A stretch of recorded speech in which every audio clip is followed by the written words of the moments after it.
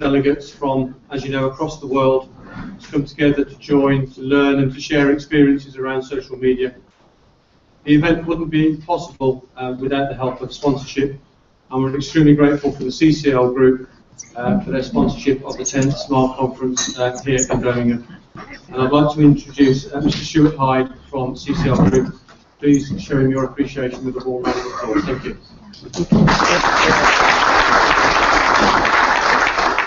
Good afternoon, everyone. Can you hear me at the back?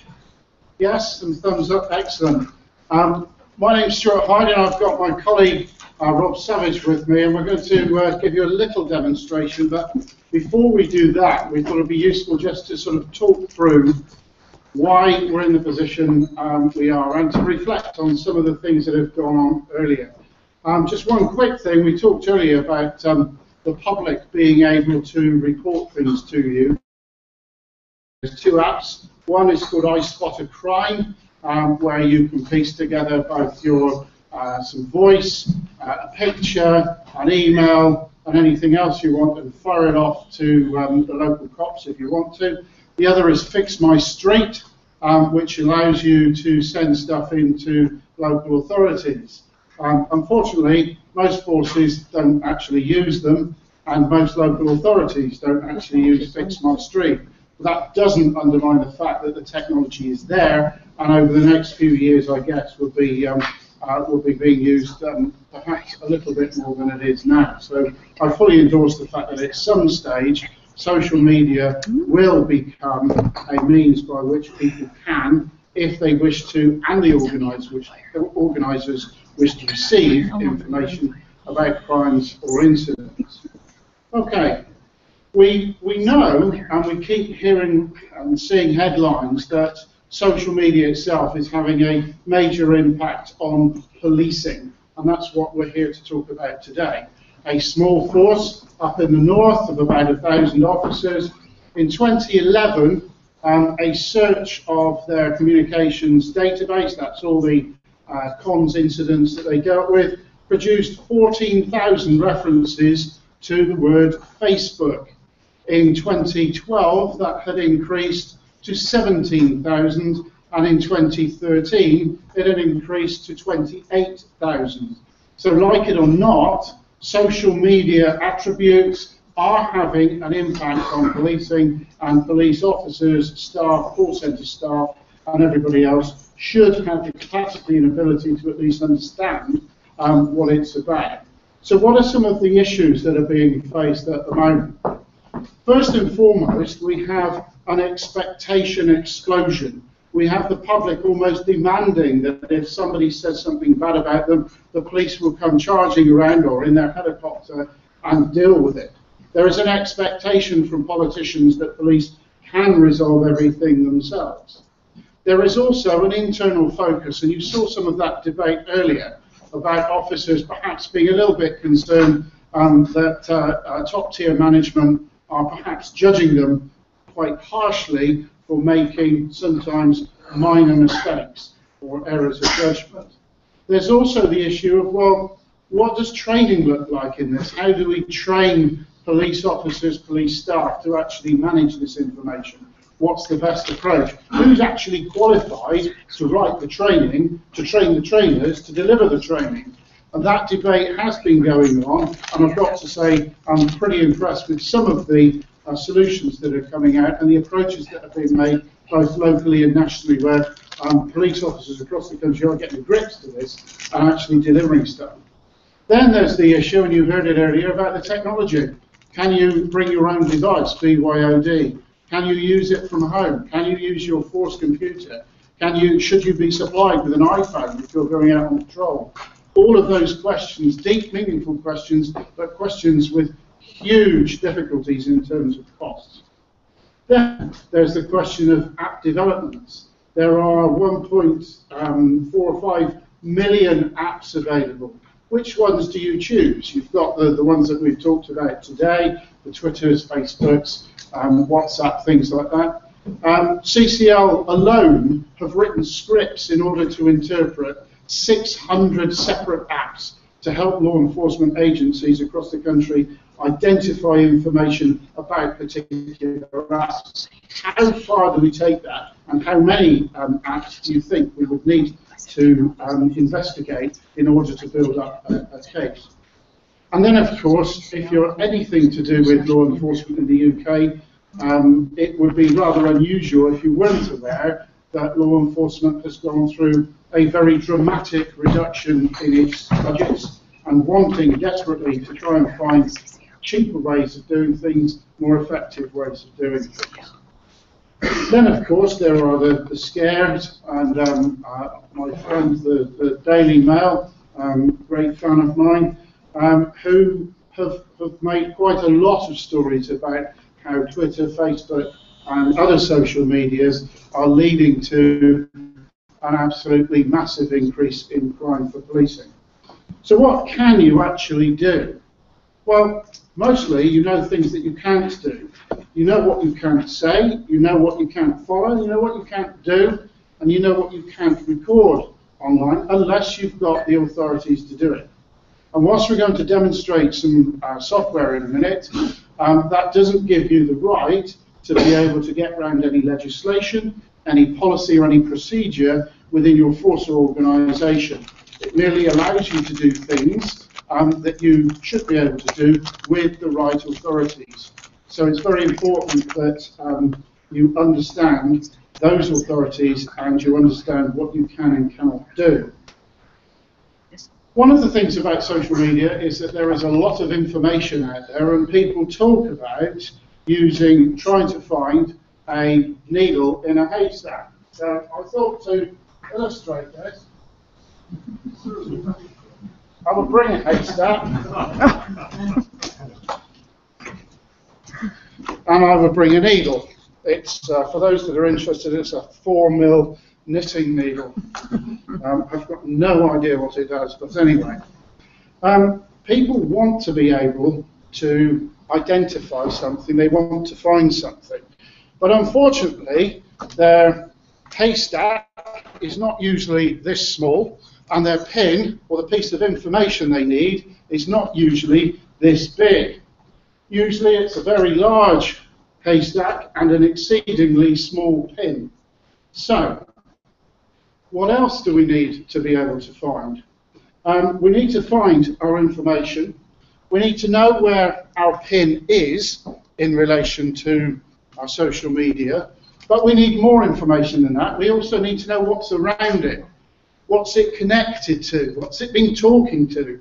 What other pins that it's linked to are in there? How long has it been there and who put it in there? So it isn't just as simple as saying, where's the pin, pulling the pin out and saying, I've got the magic thing in order to do that.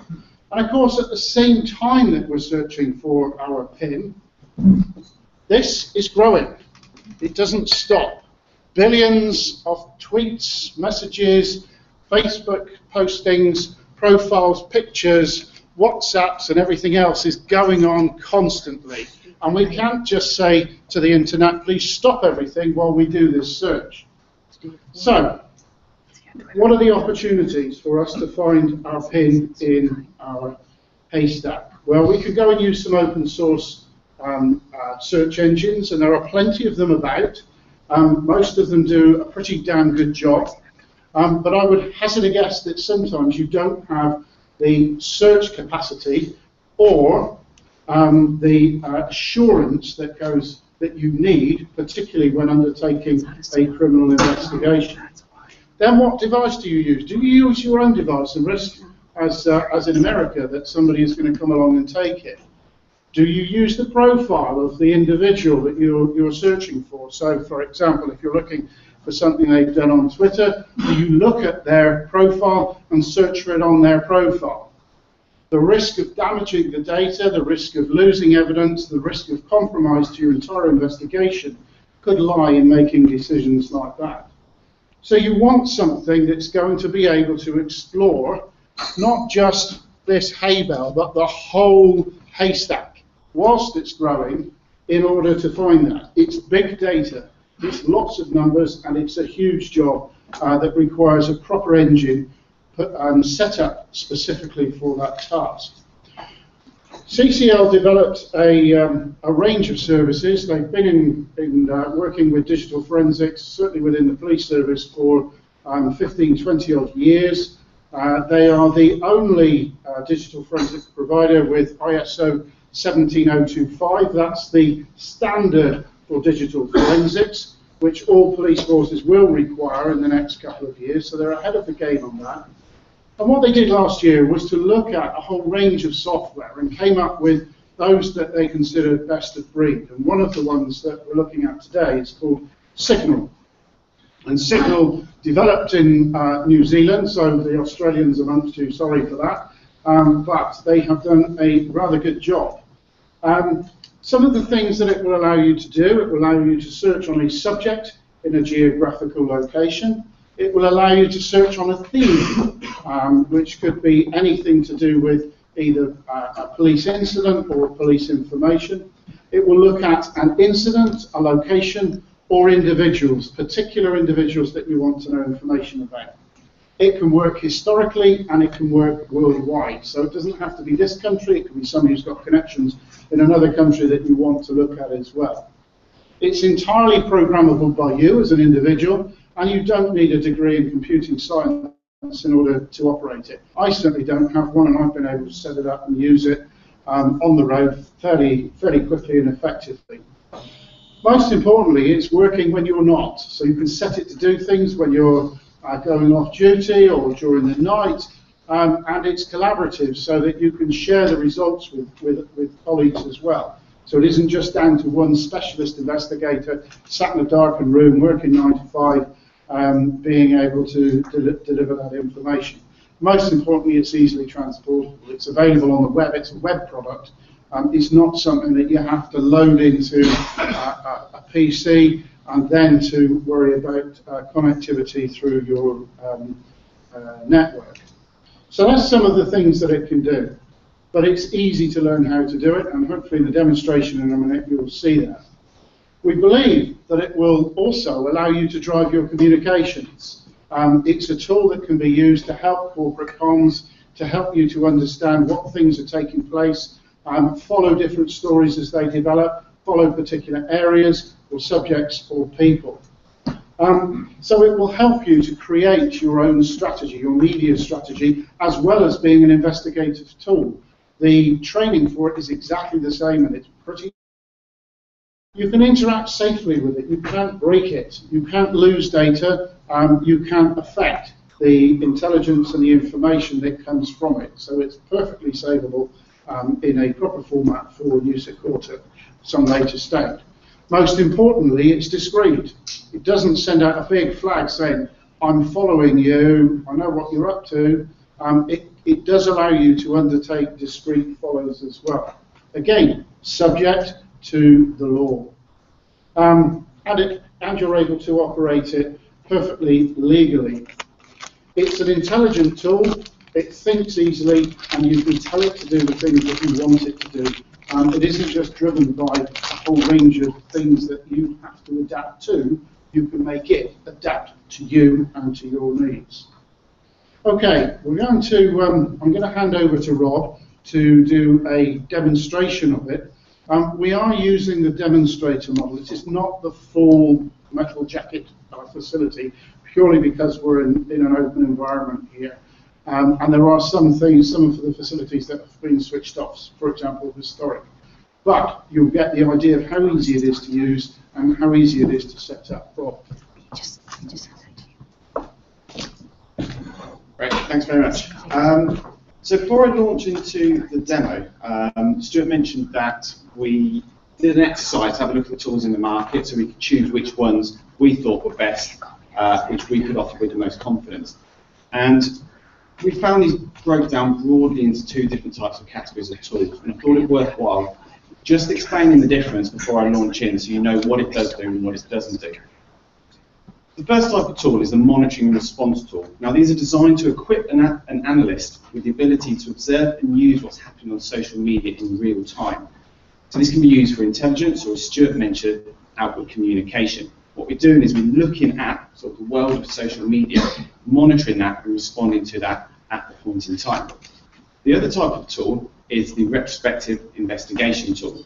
Now, this is designed to allow analysts to defensively preserve social media content. And the other tool which we offer is called X1. I'm not going to go into that today, but if you do have any questions, please feel free to come and talk to me.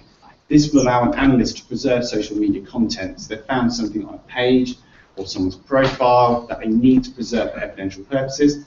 We can preserve that and preserve it defensively and forensically. So the challenge faced when using a social media tool for intelligence purposes. Stuart said with his example of the hay bale, it's the sheer weight and velocity of information that's the biggest challenge. Now, my background is in sort of the classic digital forensics, so your mobile phone or your computers. Now, for us, the challenge there is in actually accessing the information. That's much more straightforward with social media because it's publicly available on the internet. Our challenge is in dealing with the velocity at which that information comes to us. Now, the analogy of a needle in a haystack, imagine looking for that needle when there's 45,000 additional straws of hay being tipped on it every second. Now, to put that into context, it's about 2.7 million, numbers here, 2.7 million per minute or 3.8 billion per day is the speed at which this information is coming in. So any tool which you use has to be able to digest and present this information very quickly and very effectively. Because of this weight of information, we expect there to be a very high proportion of noise in what we're looking at. We may be looking for, say, one post, but actually we've got 3.8 billion to contend with. So it has to have a very, very in-depth and dynamic searching capability. And that's where I see some of the free tools actually falling down. You'll find, yes, you can do a search, but you'll be wading through a lot of noise to get to actually what's relevant to what you want to see. So, I'll jump into the tool now. I'll get my excuses in early. This is going over a Wi-Fi connection through Stuart's iPhone. But it's been working fine all morning, but the nature of live demos, this is where everything's going to change. So, the interface is designed to be sort of as easy to use. Right.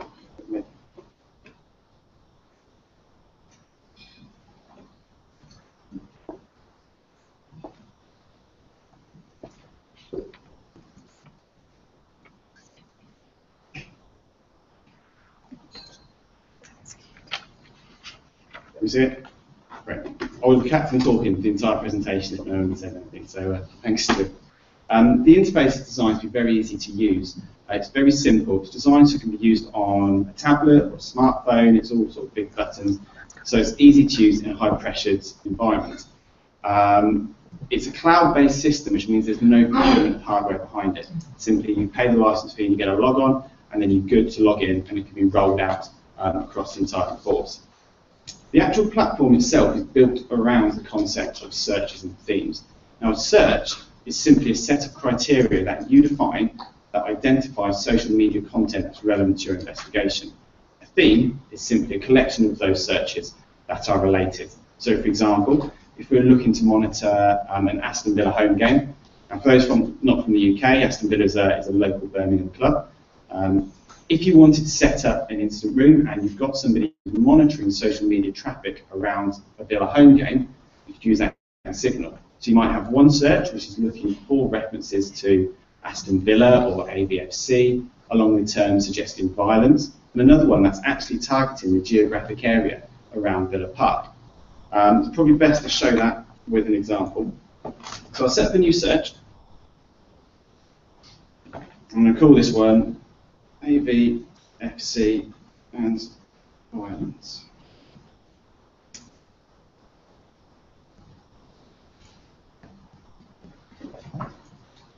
Okay, so I'm adding my criteria now. I'm defining what I think social media content relevant to this is going to look like. As Stuart mentioned, this is a demo platform, so currently set up to look at Facebook, Twitter, and YouTube. This can be extended to include other things like Instagram or LinkedIn. Now, social media, sort of above anything else we deal with, is a very dynamic phrase. What we mean by social media today is going to be different by what we mean by social media when talking about it in 2-3 years' time. So any platform you use needs to have the ability to evolve along with the market. So the nature of the internet means that the evolution of this is very, very quick because ideas and trends spread incredibly quickly. So for this search, I'm going to look at Let's go with all social media content. And what I'm looking for now is any social media content, this will be Facebook, Twitter and YouTube in this demo, that contains the words ABC.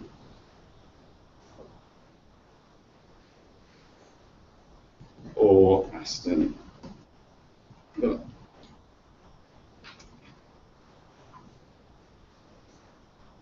Great. That's obviously going to bring back a lot of noise. There's going to be a lot of people tweeting about Villa. That's not really relevant. So I'm going to add another layer of filter and include some terms that might suggest trouble or violence. So I'll go with scum. We'll go fight, assault,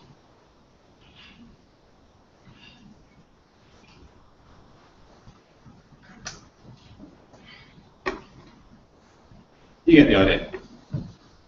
And I'm going to save that search. So I've now set up that search, which is going to be running. I'm going to do another one and actually look for any social media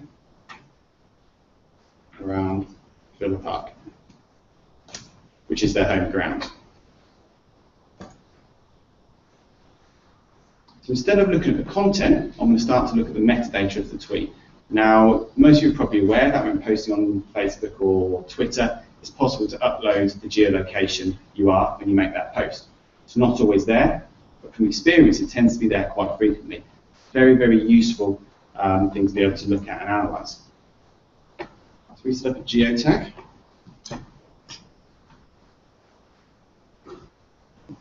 So it is.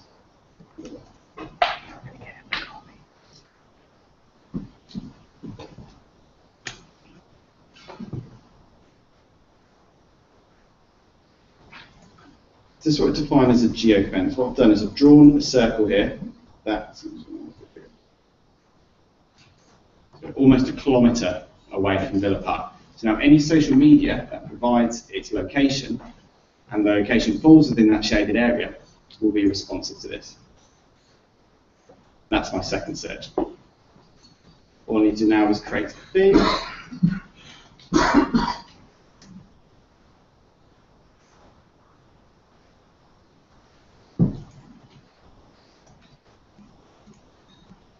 And add our two searches.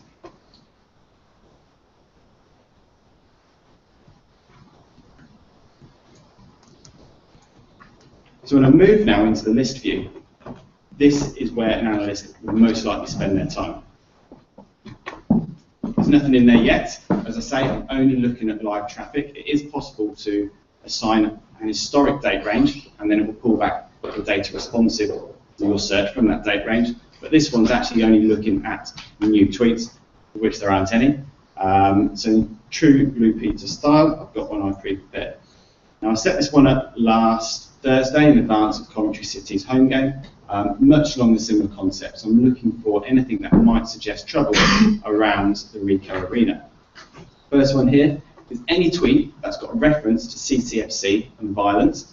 I may have been a little bit broad on this because there's lots of very positive tweets saying Coventry City fought a good fight. Doesn't really imply violence, but you sort of see the types of searches you can create. You get a bit further down, this one here, not particularly nice, but again, doesn't necessarily imply any trouble, but just gives you an idea of the tone and the attitude of people. This platform can also be used, and you can include sentiment analysis in your searching. So you could say, I want to see anything related to Coventry City, includes terms suggesting violence, but it's of a negative sentiment. So that fought a good fight would be quite a positive sentiment, would then be excluded. I'm only looking for those horrible, horrible tweets.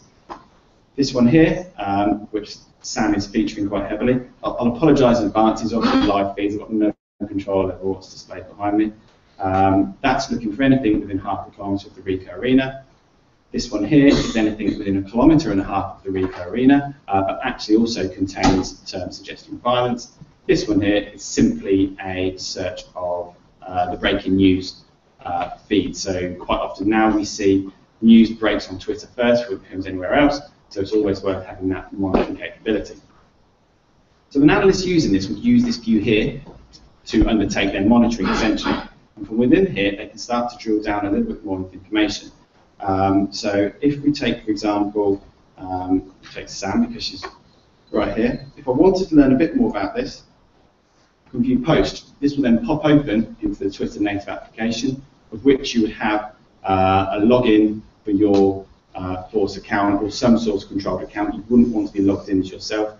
And we can respond to that. We can look into Sam in a bit more detail, essentially drill down into that information. Where there is a geotag, we can actually look where this post originated from.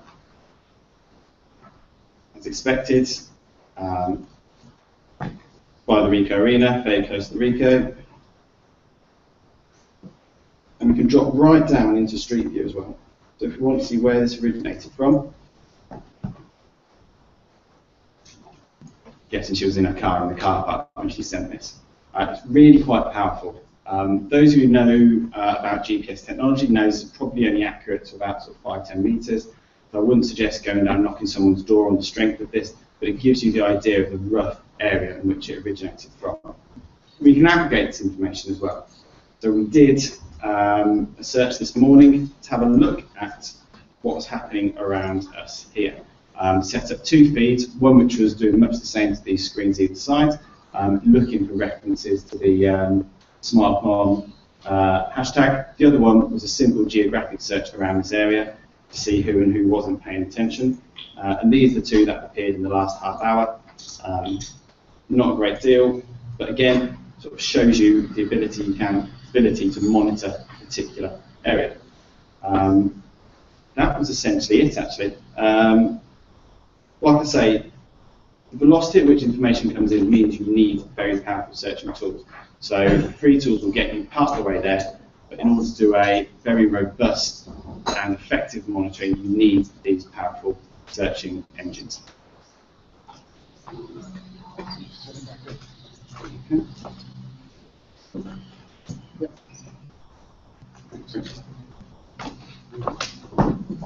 Okay. So we've talked about using social open source. We've talked about some of the problems in using your own devices and using other people's profiles and the risks that can lead to in trying to identify intelligence and information that you can therefore use for your case. And we talked about the need to have a decent tool to be able to do proper digging with big data.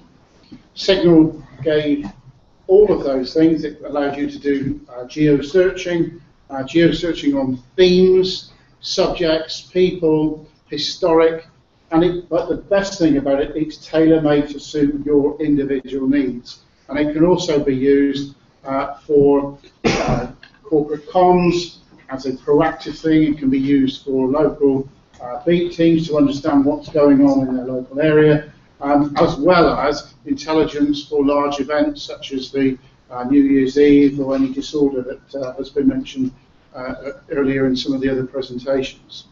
So that basically is Signal. We've got lots of information about it, and we can do other demonstrations for you, or we can set in motion overnight any search that you want undertaken, and we'll let that flow and you can have a look at it, the results in the morning, or if there's any other information about that, I'm more than happy to share it with you.